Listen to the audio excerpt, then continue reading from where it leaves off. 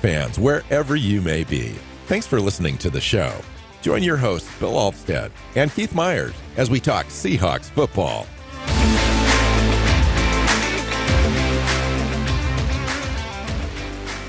Hey, hi, Seahawks fans. Welcome back to another episode of the Seahawks Playbook podcast. I'm your host, Bill Alvstad, sitting down with co-host Keith Myers here to talk Seahawks football.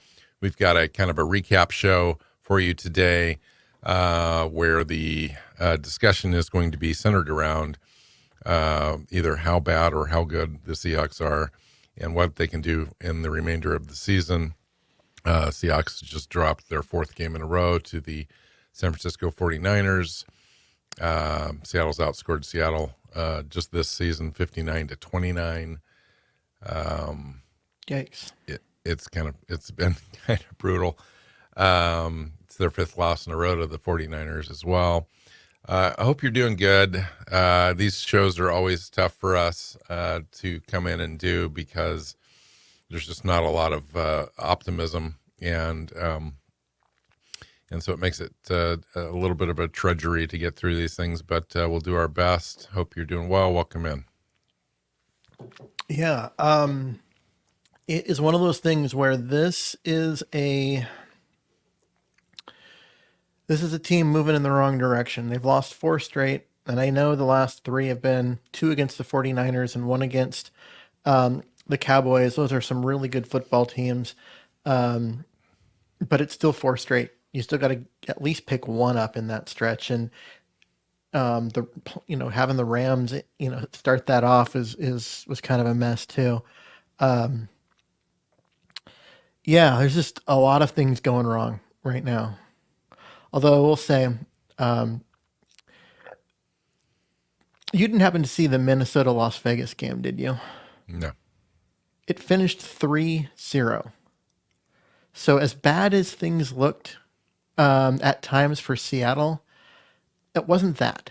So It's really, you're right. It's really hard to have a logical perspective around what's happening right now because it's so easy to get caught up into the emotion of football. And the reality on the ground is this, and we've talked about it many different times over the course of the season. In fact, we talked about it as being one of the possibilities that could actually happen before the season even started when we were doing our prediction show. We got to this stretch, and there was a high likelihood you could lose 3, maybe even all 4 of these games, not including the Rams game, but including this Philadelphia Eagles game that's coming up next Monday night. But still find a way through it if you could manage the kind of emotional impact that those games would have on the team. You could win out the remaining 3 games and still make the playoffs. And that's going to be the way that they do this if they end up getting into the playoffs. It's not going to feel good. It's kind of backing in. They'll likely be one and done and not any better than they were last year. But there's a lot of reaction going on right now that has to do with fire Pete, fire Shane Waldron, fire Clint Hurt, blow it all up, start over from scratch, rebuild completely. Where I disagree with that is almost entirely with all of that, because I don't think you have to do that. It's not that drastic. We've got a lot of great pieces. I think the reality is John Schneider has knocked it out of the park in the last 2 drafts. Now, some of those things haven't completely worked out yet, but there are significant pieces added to this team going forward. And then for whatever reason, it seems like they just have missed a little bit on some of their veteran pieces as they've added to it. Now, they brought back Bobby Wagner, and Bobby Wagner has a great impact mentally on the team, but physically, he's been a step short in coverage, which has hurt this team.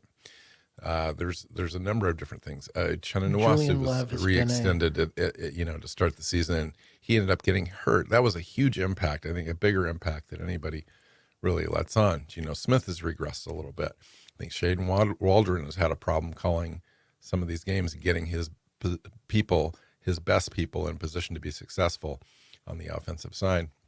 And then just a number of other little things that kind of waterfall effect out of all of that. So it's a big thing to kind of put your mind around, but I don't think it's like it's as huge of a problem as it's being made out to be this week after this loss, because we're right in the middle of it. It's going on right now. Things are not going well. I think The expectations were set. Let's pick some of this apart, because the defense was terrible in this game. Yes. Yeah. Just Well, big play after big play after big play. yeah. I mean, you've got To the tune of 9.5 yard average yeah per play and in this game. you know, you look at McCaffrey had a 72-yard run. You had Debo Samuel had a 54-yard reception. Ayuk had a 45-yard reception. Kittle had a 44-yard reception. Like, these are All big. led to scores. Yeah. And I mean, yeah, all four of And those led to scores. They Seattle scored had 4 big touchdowns. plays too. Yeah, Seattle had big plays too. They had 12, we had 11, at least according to Pete. That's the way his count was. But I just look at But theirs led to that, scores. and I'm like, they were getting beat deep on a lot of passes. They got gashed up the middle on the one McCaffrey run. Although they after that one that opened the game, they were much better against the run. But overall, like, how do you keep letting guys get behind you over and over again? There were just not any adjustments being made by Seattle's, defensive coaching staff. It was one thing when, okay, they gave up the big play right up the middle at the beginning, but after that those first 2 plays and gave up a touchdown, the defense had something figured out. They played San Francisco really tight, which is how Seattle ended up with a 10-7 lead at one point. But then San Francisco made an adjustment, Mm-hmm. and Seattle didn't. And it was just San Francisco had their way. I mean, they could get any big play whenever they needed it. And Seattle made no adjustments to try and fix Here's that. the deal. I think they did try to adjust. I just don't think that they were successful. I heard Brock and Salt show with Pete Carroll this morning, and he talked specifically about that, and you could just see his disappointment because the game execution and plan was not done well, and it showed up. And then he also said, and rightly so, McCaffrey, Debo Samuel, Ayuk, Kittle, those guys are on not just Pro Bowl level players; those are all pro players. And they showed up and made plays. And Brock Purdy had his best game as a pro at quarterback, and he's had some good ones. I mean, he's been rock steady all along, but he had a great game, 368 yards as well, a couple touchdowns. I think you just at the end of the day, the world blows up on a day where you lose to the best team in the NFL. And it makes it hard because you think that you've got your shot. And I think we did have our shot at certain points in this game where a certain play here or there, we could have made this game a lot closer. But we lost to the best team in the NFL. So that's where the perspective comes in. It's like, yeah, but we were probably always going to lose this game in a certain sense. This game was a loss on my preseason prediction show, as yours was as well. And it just happens to fall at this week in the NFL after, the Dallas game, after the previous 49er game. I mean, it's a gauntlet. It just is. And then we've got this Philly game. So, I would argue that the team maybe is about on par where it was last year as far as talent level and performance and so forth. But we're facing a better schedule, better teams this year, and it's kind of showing up a little bit.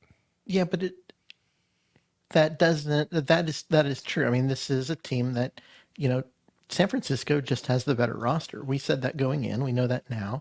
But it doesn't change the fact that our coaching staff didn't make adjustments on the defensive side of the ball. We've Once lost San 5 games Francisco in a made row their to the adjustments, 49ers. It just what? isn't this year. It just isn't this year. We've lost 5 games in a row, significantly by significant margins. Yeah, but I'm just saying, like you have okay, 5 games in a row, and And no adjustment. What I'm saying is no all adjustment for five of five them have had games. Seattle's had the same defensive coordinator who has been Right. unable to figure out how to put people in position to make plays. Yes. Yeah. At Honestly, what like point do you not attribute this to at the top to Pete Carroll? I mean, the buck stops there. It's unfortunate. I don't want to. I'm not in the mindset or the camp in Seahawks land and in fandom where I'm calling for Pete Carroll's head. I'm much more approach this thing much more logically. I've been around for a long time. I've seen a lot of games. You have too. I know how things are going to go this off season. There's probably a 10% chance of a complete turnover in the coaching staff from the top to the bottom. This is one of the most stable franchises in the league and has been for a while. It's probably going to be Pete's choice if he moves on or leaves, and it's probably going to come down to that. Now, is there a more likelihood that we'd see some sort of change with offensive coordinator or defensive coordinator? Yeah. And so I think there's going to be some changes. There's going to be some accountability there. But at the end of the day, I think Pete is accountable. I think he does accept responsibility, especially after listening to that show this morning. yeah, but There was just okay, a the lot there. pass the buck up to Pete Carroll, sure, but who the defense didn't fail because of Pete Carroll. The defense failed because of the game plan and the play calls and the stuff done by the coordinator. And the Yes, I know Pete Carroll execution, was Keith. responsible for hiding or hiring the coordinator, but all what to Yeah. me what it says is that okay, he made a mistake on a hire. He needs to fix that. Yeah. I It think I doesn't go to think that and somehow or another the communication just isn't getting from the coach to the players. Um and yeah, you do put that on the coaches, for sure, but also the players. It's like Pete was showing some frustration with play, especially Jamal Adams and Woolen in this little interview he gave this morning, talking about execution and we they said we went over things over and over again. It's not like anything that they did was a surprise. Everything that they did, we knew that they were going to do, and we were ready for it. At least during practice, we'd schemed it up. We talked about it. Everyone was on the same page. We go out there, and boom, the players don't get it done. It just they were out of position. They bit on the fake, and they weren't supposed to. And so it's like there's a disconnect there. And Pete was asked, it's like, do you believe that you're able to that what you're communicating to your players, your message is getting through to your players? And Pete curtly answered, and he said, ask them. Next question. And then he was asked to clarify, and he went on to describe the dynamic of his message that goes through to his coaches, and then his coaches to his players, and the players taking it out on the field. And he said, it's just not happening consistently. But he said, ultimately, it's my responsibility to get that done. So I hear what you're saying, and I hear what Pete is saying. Like, we're all kind of saying the same thing, but at the end of the day, that responsibility does stop with the head coach. But I think there's truly some frustration going on with what the players are doing see. on The the whole it field. stops with the head coach part. I don't. I it is He not said Pete that. Carroll. It is not Pete Carroll's responsibility to put the game plan together and call the plays.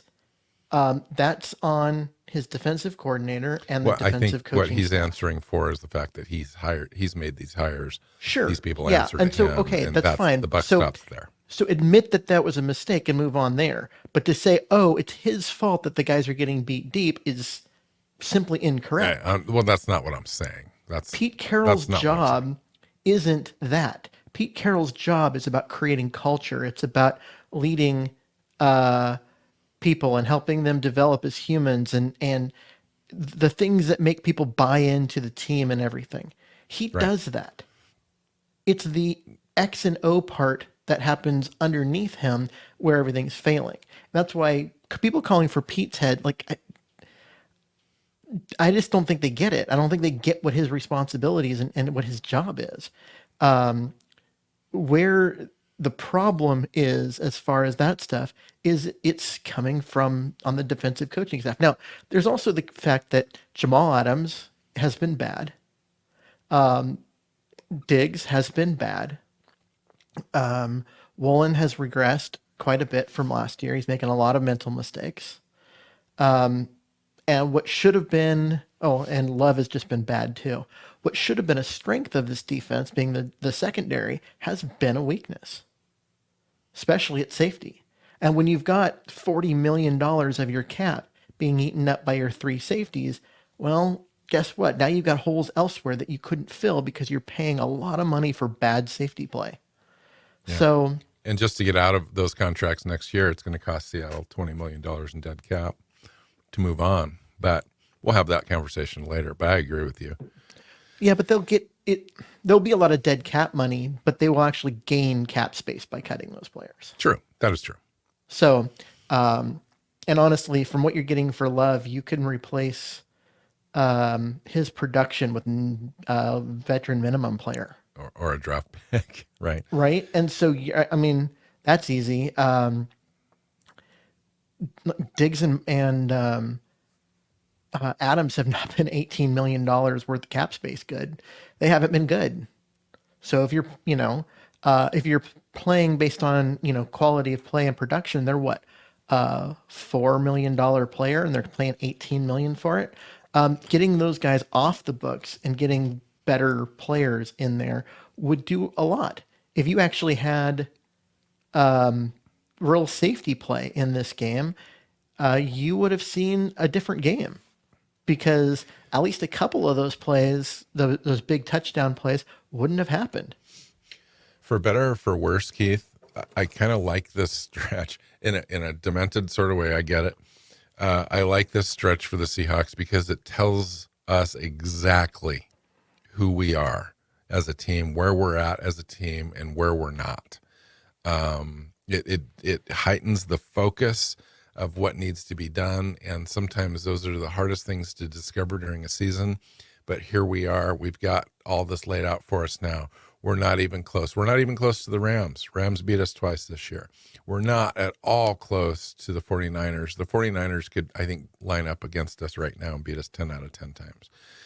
The Dallas game was in question for a little while, but Dallas is better ultimately than we are.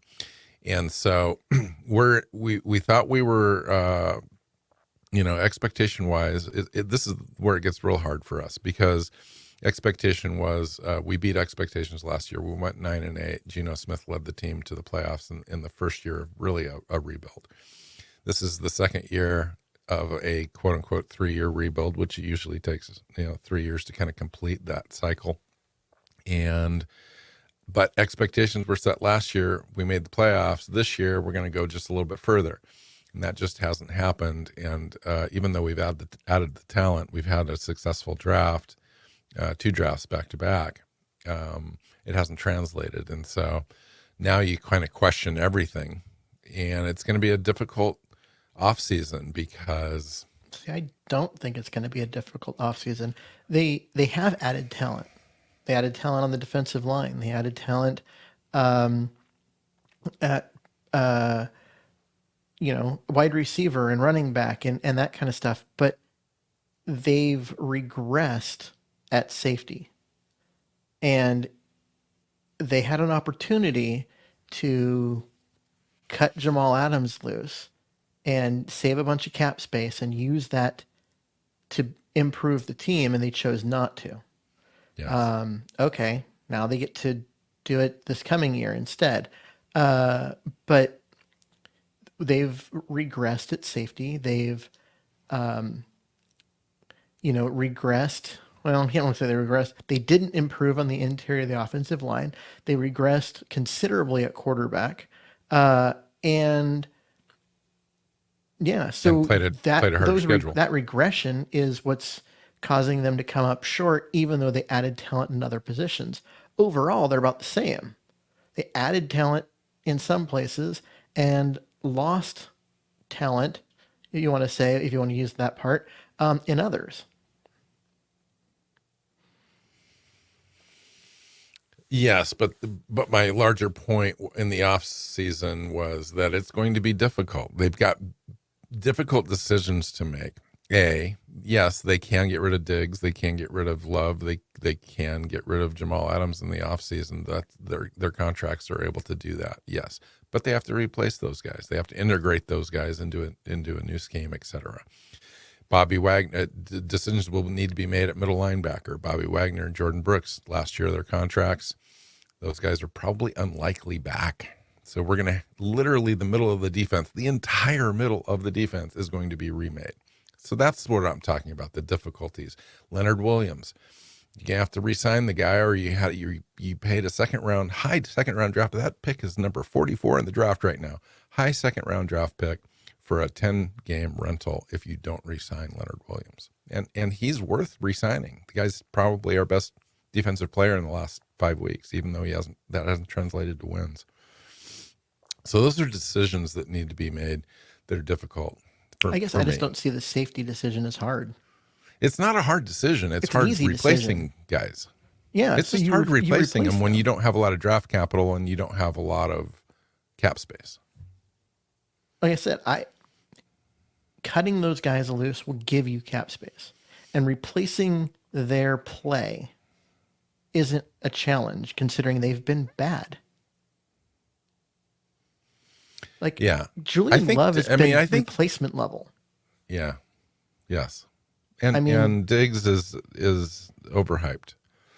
Diggs himself, has not been good this year. He is not. He is not. He's his best advocate for his play, but it hasn't translated on the field. That's for sure. Yeah. And then on the offense, it starts with Geno. It's like, what do you do there? His contract goes way up, where he's going to make over $30 million. He's making $10 million this year. You got to make a decision there. It's either restructure or cut loose. Drew Lock, did he do enough in this game to give you a glimpse of, is it the same or equal to Geno Smith, and so you keep the younger, less expensive player on the roster next year, cut Geno loose and draft a quarterback. I'm just saying that they're not easy decisions, and this team, in all likelihood, may end up not being any better than it is this year, just because of the quarterback situation. And the quarterback situation is the biggest question. You and I were texting back and forth during the game about this, and I will come back to this. I mean, you lose your starting quarterback and you give your backup 1 day of preparation with the starters, and the offense was about the same. If anything, it worked slightly better with Drew Lock than it did with Geno. In the scripted portion of the show, yes. In Shane Waldron's first 15 plays, they seemed to do pretty well. Drew Lock, I'll give Drew Lock credit. He did look great that first drive after we allowed them to run down the field in 2 plays. The first drive we were on the field, nice drive. Drew finished 21 of 31, 269 yards, couple touchdowns in the first half. Touchdowns in the first half, but he also had 4 sacks and 2 interceptions in the second half, which impacted. One wasn't his fault, but he could have had, I'm going to say, Keith, 3 other interceptions potentially that could have happened had the 49ers not dropped the ball and so forth. Yeah, and the Seahawks could have had 4 picks in this game. I just look at Geno has those throws every game too. I would say that the Geno Drew Lock thing was a wash. I think Geno, if he would have played, may have had the same sort of ish stat lines and so forth. I think which is kind of good news in a sense for Drew Lock, in that kid can still play. He's got some upside, but he's also got those moments, just like Geno Smith, really. But that's the point. Is Drew Lock's going to make $4.5 million, and Geno's going to make 30. And if the offense is the same with both of them, isn't this an obvious choice? Like at what? It seems obvious, Keith, but you know what? The quarterback spot is a real special position that takes a lot more than just one game to show you who is actually the more competent player that commands the huddle, that commands the team as a respected leader and so forth. I don't know where Drew Lock is in that equation yet. True, and we don't know that. But I can tell you that Drew Lock got the ball out of his hands faster than Geno has in all season except for one game. And the offense moved the ball. Yeah, there were mistakes made and whatever, but it's also his first start, and he got 1 day of practice. I will say this, that Drew Lock gave the team a chance to win. Yeah. If our defense would have shown up and not allowed 550 yards of total offense. Yeah. And 12 chunk plays. I just over don't 20 yards. And it's one of those things where most of the time in a salary cap league, you got to look at it.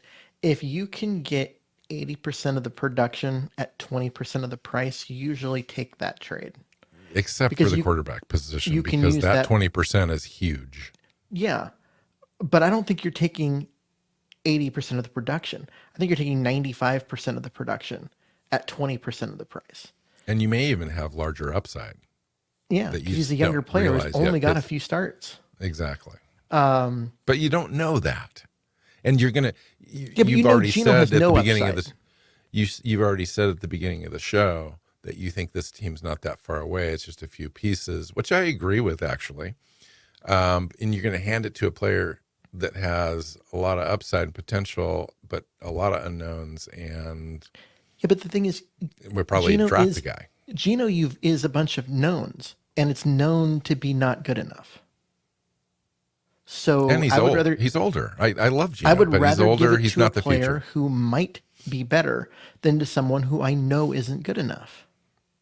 Because I know. So you're saying you give it to Drew Lock and a draft pick, and you let him compete, and Drew probably ends up winning. Especially because when you look at where Seattle's going to be drafting, like, they're not.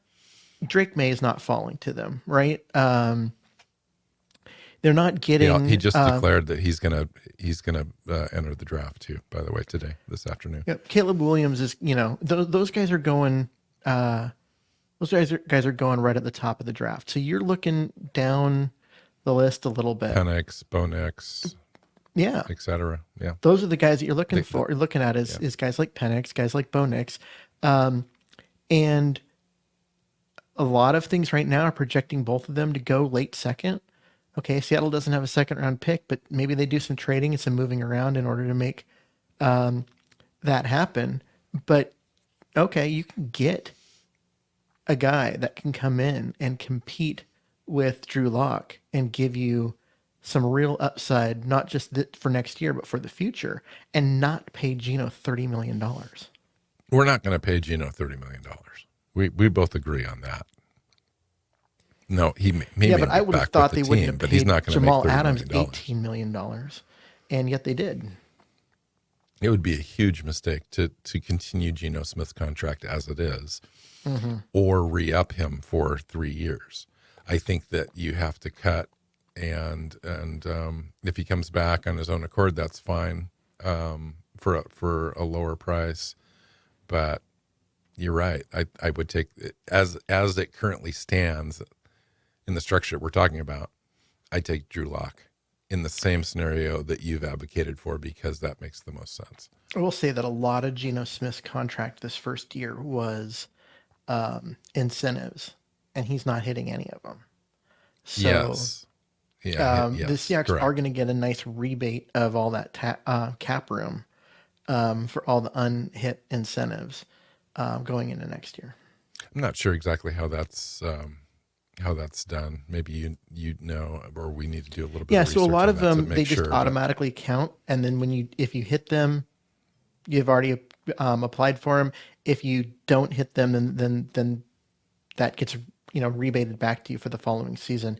It used to be the other way around where it didn't count and then it did later, and then they went to a system where it was like likely to be achieved and unlikely to be achieved.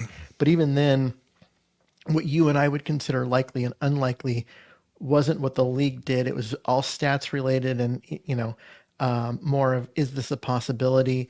And it became, I don't know, it was just weird. And so then with this new CBA, they went to just incentives count until they're not hit, and then you get that money back in the following season. And so that's really what they're at. So they had to pay in terms of cap space. They used up a lot of it for Gino for those incentives, but next year they get that cap room back. So yeah, they'll get a nice boost that way, and we'll see what they choose to do with it. I just hope that they start looking. I mean, Gino gave the team some hope last year. Played really well, really looked good, and at times, and looked like okay, maybe he just needed this chance, and this is finally going to work for him. But what he's shown this year is that it's just not. And so it comes down at some point you have to just recognize that Gino is who he is. He's We've a also league average starter. we've also seen a Shane Waldron equation here that has to be talked about a little bit, that I think would have an impact on any quarterback that we would have in this system. And I'm not exactly sure what kind of an impact, but it seems like no matter who we'd have under center, some of these issues would exist with Shane Waldron. I don't know, because when the quarterback runs the offense as it's being called by your offensive coordinator, it works. When they get the ball out of their hands and they do what they're supposed to do, the offense works fine. But Gino holding Except onto for the running ball the and ball. just refusing to make a decision, um, like, is killing this team. Yeah, and I think that the offensive line play. You mentioned the interior of the offensive line as being problematic. I agree with that. I think Evan Brown's fine in certain schemes. He's very scheme specific though, and it just doesn't seem to be working, especially in our own conference, facing the guys that we need to face. He seems to get overpowered and so forth, and we've had that problem in the past prior to him as well. So I think Oluwatimi, I would love to see in there. I don't know why he wouldn't be playing right now in this situation. But I think that's part of the problem is the offensive line. And I think the coordinator issue is an issue at some level. And then, of course, the quarterback play being inconsistent as well. I think there's just, at different times it's one of the three or all three or whatever. On the defensive side, it's a little bit more complicated for me. And I think Diggs summed it up pretty decent. He said, you can have the talent, but I've been on less talented defense that's been more technique sound and more in tune with what's going on. Diggs said, it's cool to be talented, but I've played this game a long time, not by being talented. I've played this game by being consistent in my approach and what I do each and every week. At some point, we got to learn from our mistakes and go from there. Yeah, it would be Pete nice kind of if he reiterated. it would be nice if he lived up to that I this agree. year. I agree. Yes. And it's not just him not being consistent. It's Julian Love. It's Jamal Adams. It's Bobby Wagner not being able to keep up in coverage. It's Darrell Taylor not being able to set an edge, even though, and I kind of blame the coaches a little bit for that. In that, why are you playing Darrell Taylor to set the edge in the first place? Because Uchenna Nwasu got hurt. True. That is true. So what do you come away from this game? What's your overall kind of sense about everything? You sound, to me, You sounded a little bit more realistic and optimistic than I thought you would. I mean, I think that this is a team that you look at how Philly's playing right now. I think Seattle can still come out and win this coming week because Philly's not playing well. Their offense is falling apart. That's a beatable team. And then you got three very winnable games to finish up the year.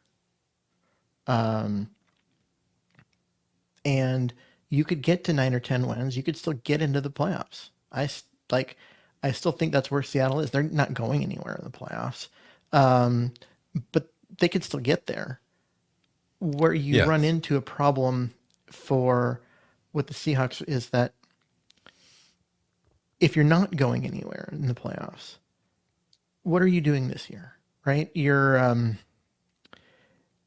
There's been I think, like you were saying, Oluwatimi needs to play. Him and Evan Brown have been roughly a wash. Why not play the younger player and just let him play? Bradford needs to be the every down player at right guard, and now it looks like he's going to finally be given that job. That's the kind of thing that they need to do. They need to figure out what they're going to do at middle linebacker. If it's Jordan Brooks, if he's coming back, give him the opportunity to show that he, is the guy that they thought when they drafted him. And, maybe have Bobby Wagner's snap numbers drop from 100% to 80% or whatever, and work some other things in there. I just think in the end, you have to start examining this team, looking at next year at the same time while you're trying to sneak into the playoffs. Yeah. So this was Drew Lock's opportunity. I mean, it came on sudden. He's been a backup, for this team almost 2 years. Got his opportunity. What did you think? I thought that his athleticism showed, his ability to extend plays, and his arm. He's got a freaking cannon on his arm. He shorted the ball a couple different times though. Like DK Metcalf, and I can't remember the other one, but I was the one to DK, yeah, that was just short. That's why it came up and got picked, was he just didn't put it out there far enough. And then the other one, his hand actually got hit. That's true. So I don't know. I'm not putting that one on him. That's more of an offensive line issue. But I look at, with that, I think he's clearly got a cannon for an arm, and he's got some athleticism. He looked like he was a guy that has had one practice with the starters and just was not in sync with any of his receivers, especially guys like Lockett, who, is a good enough player. Like, you got to get him the ball and let him do things. Well, and we went 11 straight possessions without targeting DK Metcalf as well after the first quarter. Yeah, and that's a problem. Especially with their best corner out. This next game will be interesting, whether it's Drew Lock or Geno Smith. I don't know that it necessarily matters. That's the thing, is it doesn't. As long as the defense is playing like they've been playing. Well, I don't even mean saying that. I mean, just in terms of the offense, it doesn't matter which of the two quarterbacks are playing. That's what this game showed me. The 49ers are an elite defense, and the offense kind of worked, which is the best it's done all year, other than the one Dallas game. It's kind of worked at any point this year. And it kind of worked with Locke against a really good defense. So yeah, and without a running game, really. I mean, we had 13 or 14 rushes in this game. That's tough. That's rough. Charbonnet had the running game yards. didn't work well. I mean, they actually had 17 rushes by running backs. Walker went 8 attempts for 21 yards for 2.6 average. That's not going to cut it, and especially since he got 12 of those yards on one run. Right. So that's 7 rushes for 8 yards on the other rushes. Charbonnet went 9 attempts for 44 yards for a 4.9 average. But again, 23 of those yards were on one run, which was a really nice run, by the way. Made a couple of guys miss up at the second level. Like, That one run by Walker that he had the 12 yards, that was amazing. Yeah. Like it was completely cut off to one side. He cut back all the way across the field and picked up that yardage. Yeah, I agree. Yeah, I think that Locke earned an opportunity to compete next year in this game. But it's a long way from now. It's such a long way from now. There's so much that's going on with this team. I don't even know. Like if this thing can rally and we can end up winning 4 in a row or 3 out of the last 4, get into the playoffs and win a game or something, this whole kind of discussion turns to quite a bit more positive, and we are just a few pieces away, and it doesn't have to be so drastic, and that So sort of thing. if they, You got to be careful though, because being mediocre is a trap in the NFL. if you go and you win 3 out of the next 4 and you sneak into the playoffs, you're probably drawing Dallas in that first game. I'd take that matchup. Dallas on the road. You got to Because play I'm assuming somebody. at this point the 49ers are going to get that 1 seed. Dallas looks like they're going to win the East and have the 2 seed. And so if Seattle makes the playoff, it'll be as the 7, Lions, and they or go the on the road to Lions. play Dallas. Yeah, or the Lions. Yeah, I don't care. I really honest. I don't care who we play. Seattle could get hot at a certain time. I just don't know what's going on with the defense. Like the offense is going to be hit and miss. I think maybe they could put a game together, but the defense is not good against good offenses. It's just they get exposed against the run, and their pass defense is susceptible to big chunk plays. It has been all year. I don't see that changing. I think that's the downfall of this team in the end is the defense. But we'll see. It'll be a very interesting offseason. Lots of question marks. I mean, there's serious big time talk out there now about coaching changes and all that stuff out of this losing streak. I think those folks have lost perspective though of what this gauntlet of games really was in this season. Yeah, I get that, but I also think that the gauntlet of games has exposed some concerns.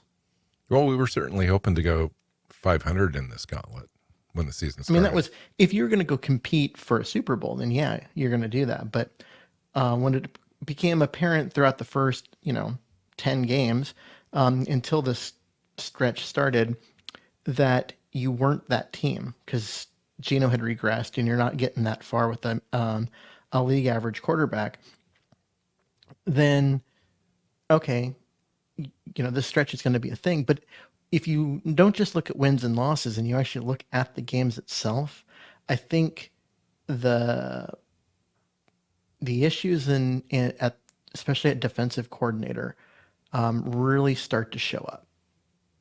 And there's a lot of talent on this team and they're not doing a lot with it on the defensive side of the ball. And that is something that I think you can look at and move forward with, because I don't think this team is going anywhere. And I think that if you want to make that jump next year, you want to get better and you want to make that jump, that's one of the places you got to start. You need a defensive coaching staff that can put your playmakers in position to make plays. And that's not happening right now. Cool.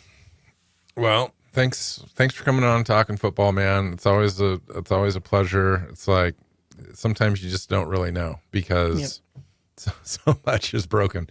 But actually, to me, it's not terrible. It's not terrible. It's just these are hard games against some of the best teams in the NFL. These last 3, and then we got 1 more to go. So we'll see if we can eke this out. I'll feel a little bit better.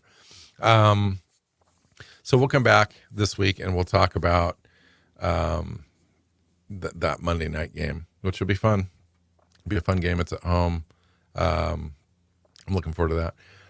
You can find Keith on Twitter at Myers NFL. You can find me at NW Seahawk. The show is Seahawks Playbook Podcast. It's on your favorite podcast platform. When you see it, hit the subscribe button. We've got our own YouTube channel. Do the same there. Share it, leave a comment, and like the interaction on there as well. So until next time, go Hawks. Go Hawks. Seahawks Playbook Podcast listeners, thanks for joining us for another edition of the show. You can find us on Twitter. Bill is at NW Seahawk, Keith is at Myers NFL, and the show is at Hawks Playbook. You can listen and subscribe to the show at SeahawksPlaybook.com.